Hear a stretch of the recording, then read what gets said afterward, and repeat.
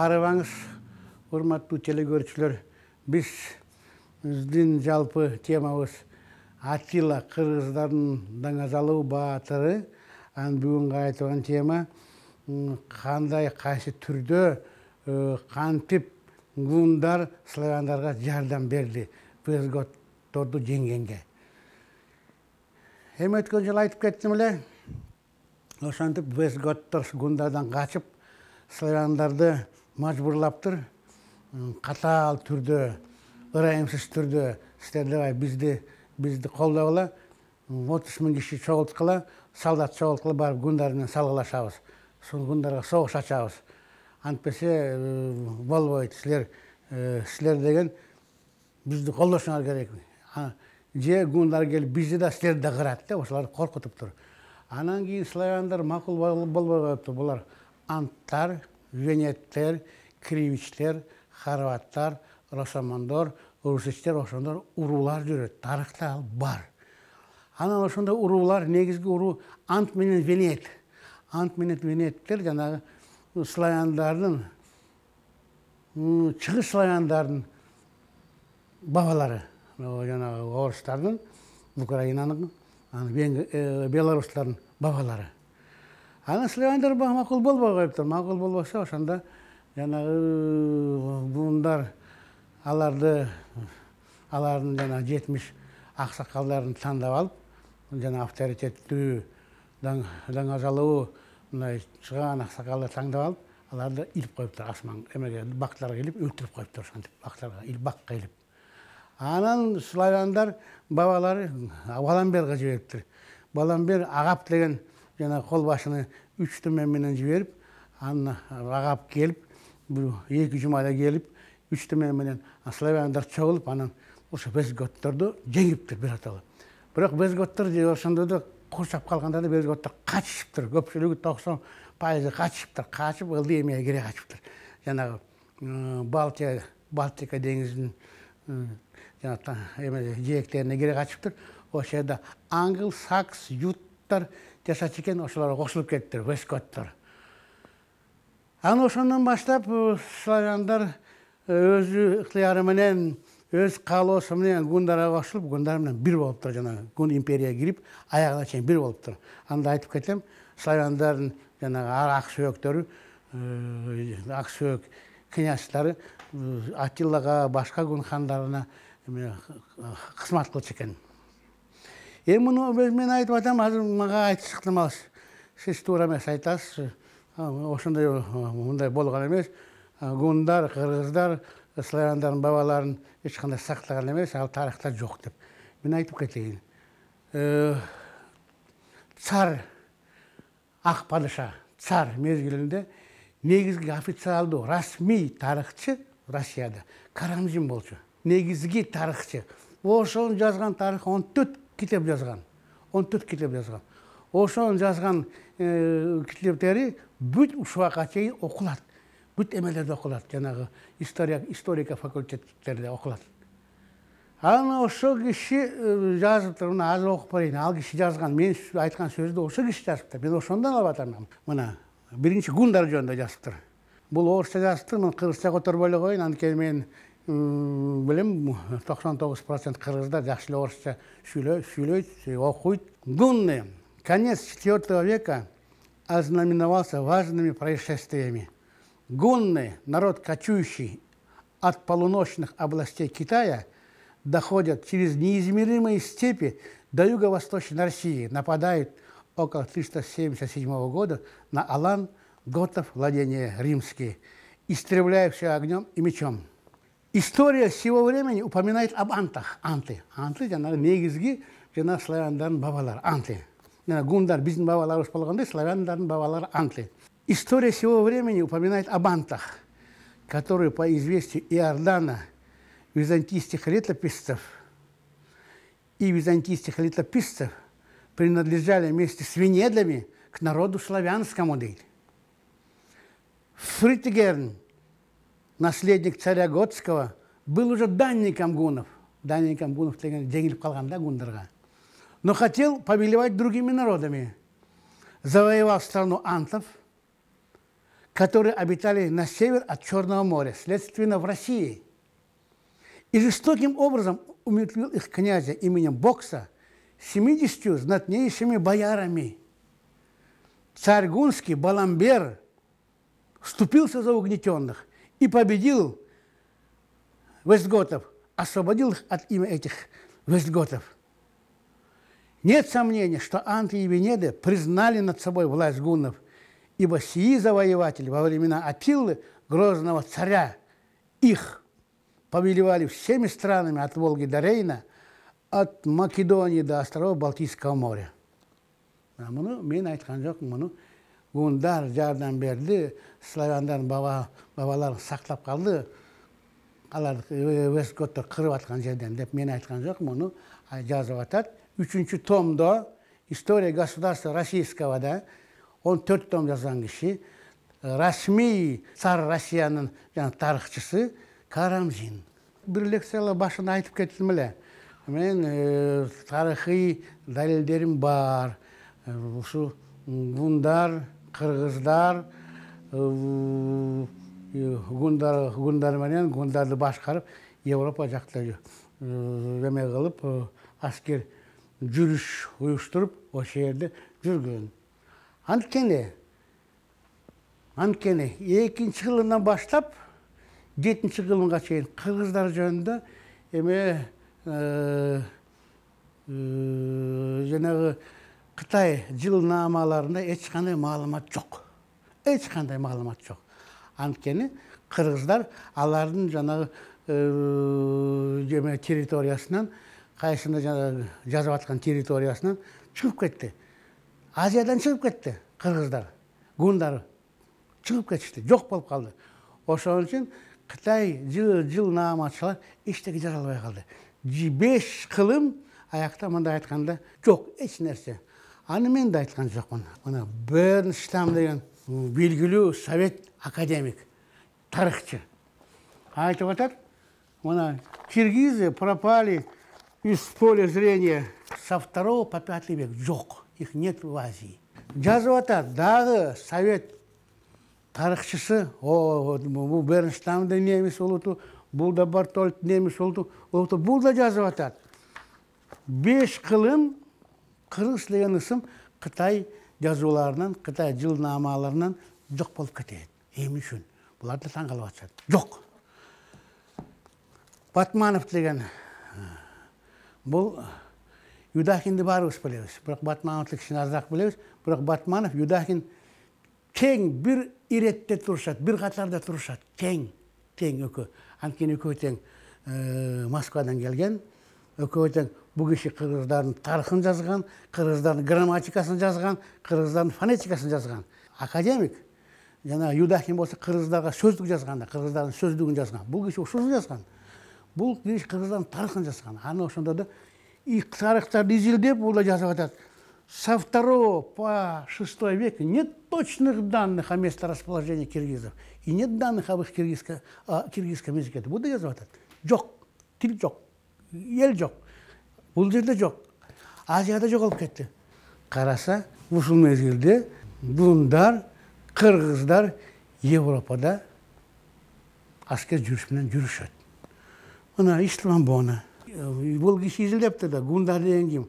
Же кыргыз болуш керек, же монгол болуш керек. Монгол эмес экен. Мына баары далили мунуку бул кыргыз экен. Гундар деген кыргыз экен. Кыргызча сүйлөшчү экен деп. Мына жазып атат китебинде. Киргизин деп турат. Ислам Бона. Европада, Германияда, Көлндүн жанында 20 чакырым жер түштүк Райланд-Пфальц деген жерде музей бар. Ошо музейде 1,5 миллиондай артефакт бар. Артефакттар деген бул кол менен жасалган буюмдар. Баягы тарыхта бурун биздин бабалар жасаган кол менен жасалган буюмдар. Гуннология музейи, ысымы Гуннология музейи бар аякта. Анын Гуннология музейи немесин чыгарган. 2006-жылы бар эмесин чыгарган, жана антология деген жазуусун жазып берген. Кандай буюмдар бар, кандай артефакттар бар, кайсылары эркектерге тиешелүү кылыч, калкан, кайсылары аттарга тиешелүү үзөңгү, камчы, кайсылар аялдарга тиешелүү, шакек, сөйкө, ошон балерик, ошонун баарын жазган да, ошол жерде жазып койгон.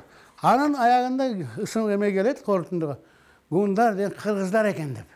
Ошо музей, германский музей. Ошондо эмеге келет. Жанагы корутундуга. Анын башында башталганда эле мына биздин сүрөттү коет, кыргыздардын сүрөтүн коет. Мына бүгүнкү гундардын түздөн түз тукуму, мына ушул кыргыздар деп жазып атышат. Мына Атила Ондихунун музейдин чыгарган антология китеби. Караса, бияктан жок болуп кеткен кыргыздар, кыргыз ысымы, кыргыз тили бияктан Европада чыгып атат. Аякта кыргыздар гун деген ысым менен жүрүп калыптыр. Анткени эми биз деле азыр билбейбиз да. Мына орустарды алалы. Бул кайсы орус? Латин эме Рязанскийби, же Пензенскийби, же жанагы Подольскийби, кай жерден келген биз билбейбиз да, орусу кайсы экен. Баары бирдей. Аларга деле биз баарыбыз бирдей болчубуз. Ошон үчүн, бирок ошондо да гундар булар кыргыздар деп алар таанып атат. Кыргызга жакын, кыргыз болуш керек деп таанып атышат. Европада таанып атат. Ошону алар таанышса, биз эмне үчүн тааныбайбыз аны? Дагы гундар жөнүндө мына мен айтып кеттим. Гундар аландарды жеңди, раксаландарды жеңди, сарматтар алардан качты.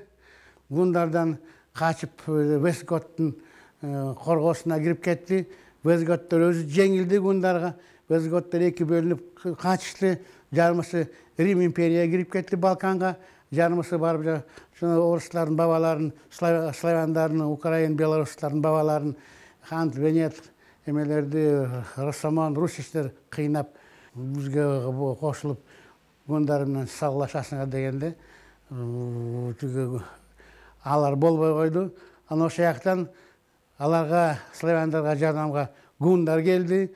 Ошентип гундар жеңип атат. Жана эменин аскери, Озготтун аскери 120 миң. Вестготтун аскери 100 миң. Аландын аскери 30 миң. Раксаландын аскери 30 миң. Сарматтын аскери 40 миң. Жеңип атат гундар, жеңип атат. Эмне үчүн гундар жеңип атат?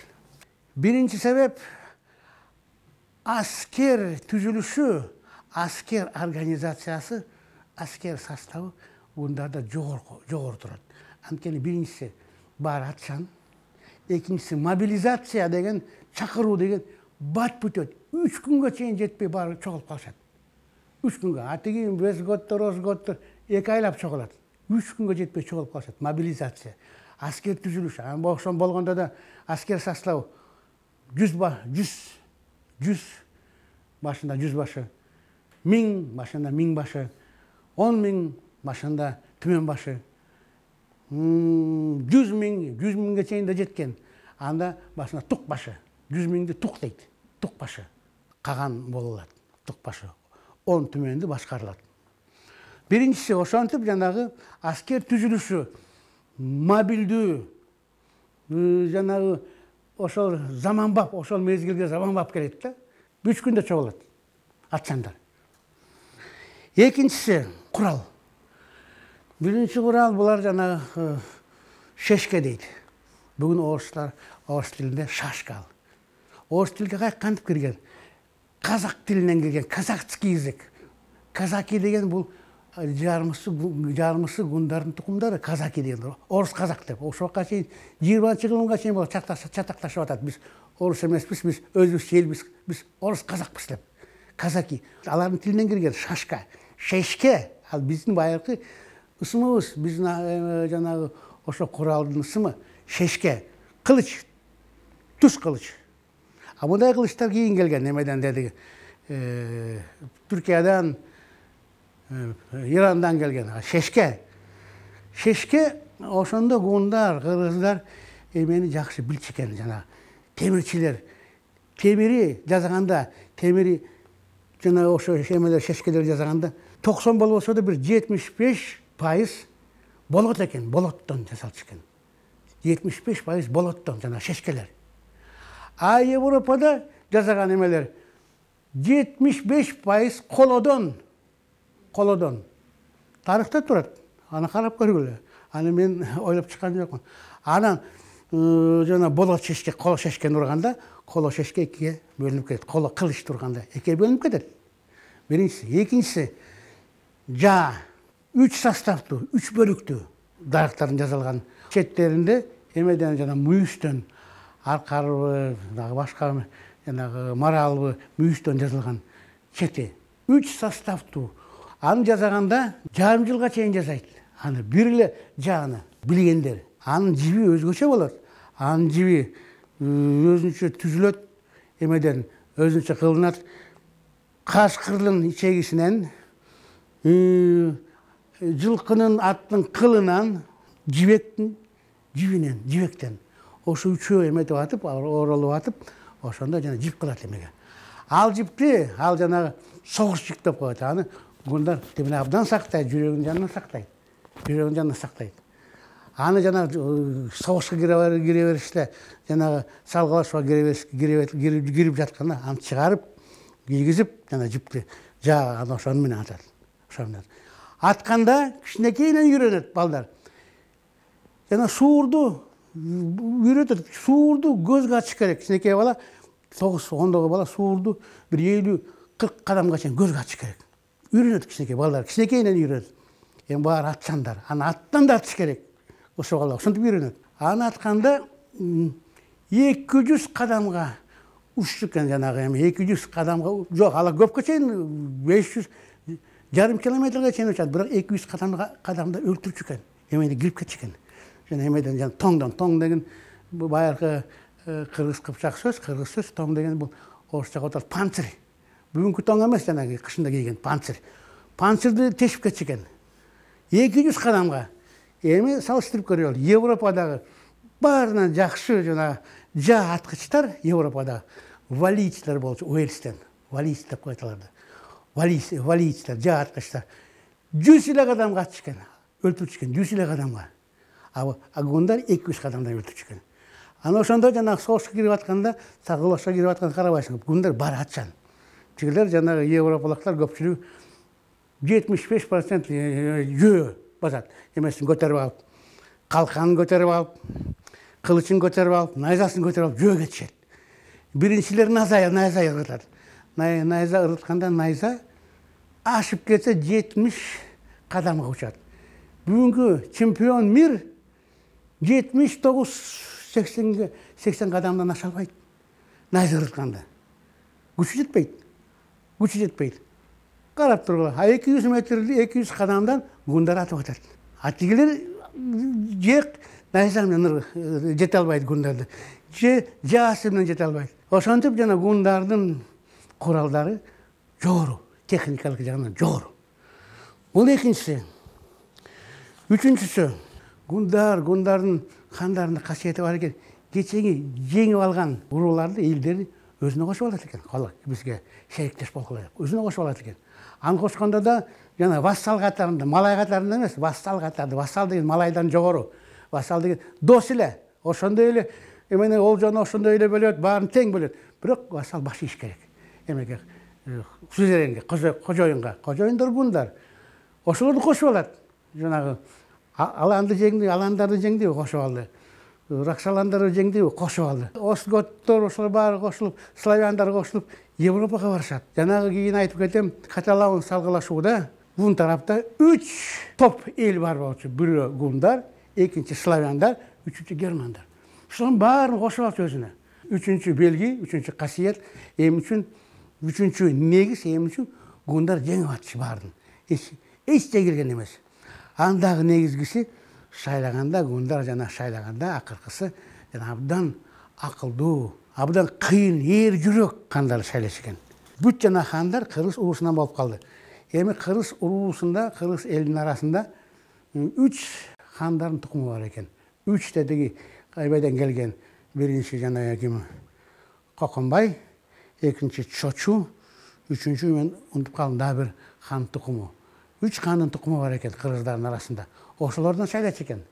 Бол шайлаганда да ошолордун баарынан кыйын, эр жүрөк, жана акылдуу эмесин шайлачу экен да. Жигитин өзүн көрсөткөн, каарман, баатыр кишини шайлачу экен.